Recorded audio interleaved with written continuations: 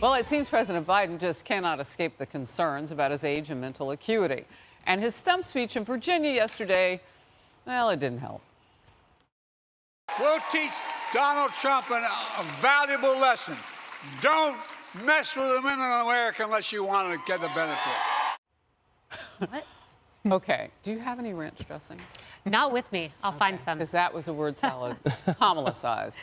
Now, former Obama official Van Jones is offering up this advice. Just hide. If I were Biden, I would stay hidden, and I'll tell you why. He doesn't inspire confidence, and he's not a great messenger for himself. There's something wrong with this campaign where we're somehow expecting Joe Biden, who frankly hid during the last campaign, to come out now and be Flash Gordon and save his own campaign. Okay, so you know he was with the Obama administration. So that's one. Here's another one. Biden's old pal from the Obama administration, David Axelrod. I have said this many times. I think Joe Biden has done some really extraordinary things, and that history will shine on those. But his performance is a problem, and that is reflected in the polls. And what it translates into is an image of weakness. Whether that image is deserved or not, given all that he's dealt with, is a different question. But that is the reality. There is a sense that the world's out of control and he's not in command. And that is what Trump is going straight at. You know, for the Obama people to be talking now, it makes me wonder whether or not Obama is looking at this and saying, hey, dude, you're messing with my legacy. We don't know because we haven't talked to him. Yeah, maybe you have, though. I don't think there's a lot of love lost between David Axelrod and the current administration in terms of the Biden folks. But listen, you know, you're going to have two old men running against one another. We're going to have a replay of what we saw in 2020. And there's a lot of concerns, actually, that I've seen now recently with Donald Trump on the stuff. You cannot compare the two. Absolutely, we can. You know, last night he said he won New Hampshire in the general election. He lost it to Hillary Clinton.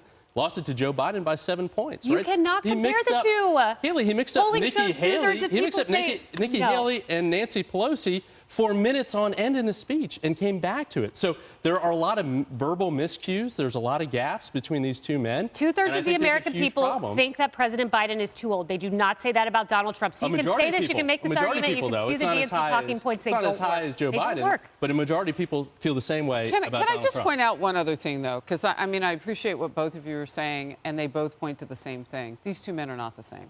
Their ages are not the same. Where they are in life is not the same, and we all age differently.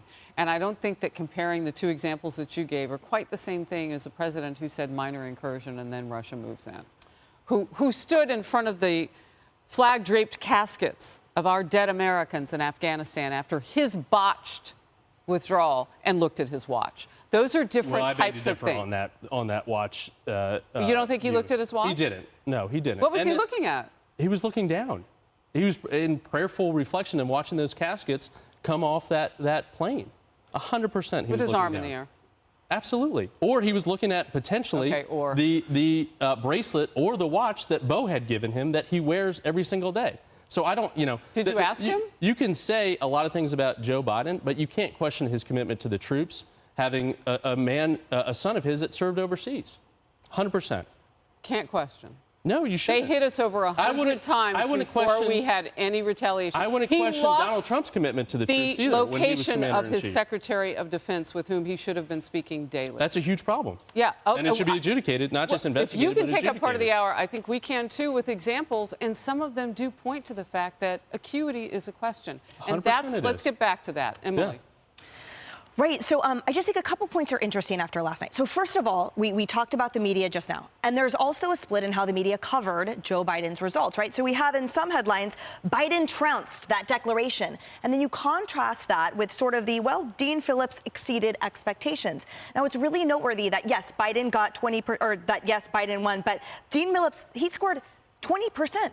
And there was zero name recognition in the beginning. So you put that against the landscape that now we're hearing that a super pro-Biden PAC is reportedly spending $1 million for its creator program to enlist influencers to post pro-Biden messages on its social media, right? And that's trying to attract these younger voters.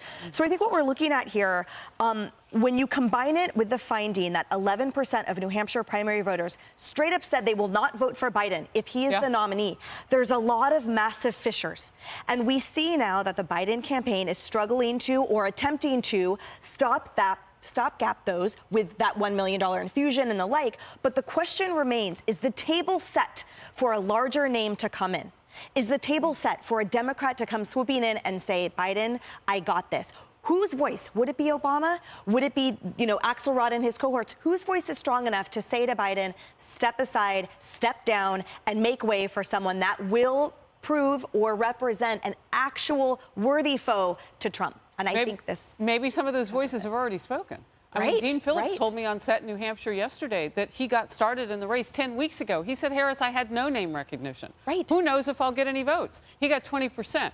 Now, it's a write-in campaign, but who doesn't know Joe Biden's name? He's been in politics for 50 years. So if you want to vote Democrat and that's your option and you're not quite sure who the other people are, you might write his name in. But as you pointed out, it wouldn't be the choice for at least 10 or 11% of those people. It's a conundrum. I don't know if $1 million is even enough to pull him over into the younger voter category. What about blacks and Hispanics? How much are they going to spend for that? And I think to your point, the fact that that many people came out for Dean Phillips means that people are looking for an alternative and they don't even know who he is. They were willing to put that down, not even knowing who he is. Great point. And let me just say, Kevin Walling, in all due respect, this is called projection. We know that age is a vulnerability for the president. We have fresh sound bites every single week. We could fill the entirety of this hour. Take me off. I'll go into the other room. We could fill the entirety of the hour with stumbles and fumbles and mishaps. And we knew the second that Donald Trump became the presumptive nominee, you guys would flip it and try to press age upon President Trump. But the problem is 2/3 of the American people say Biden is too old. He doesn't have mental acuity. And it's the exact converse when it comes to President Trump. People see a former strong executive. They'll make the decision ultimately. But, I mean, just good luck with the projection. They will make that decision ultimately, comparing those two, certainly. Hey everyone, I'm Emily Campagno. Catch me and my co-hosts Harris Faulkner and Kayleigh McEnany on Outnumbered every weekday at 12 p.m. Eastern, or set your DVR. Also, don't forget to subscribe to the Fox News YouTube page for daily highlights.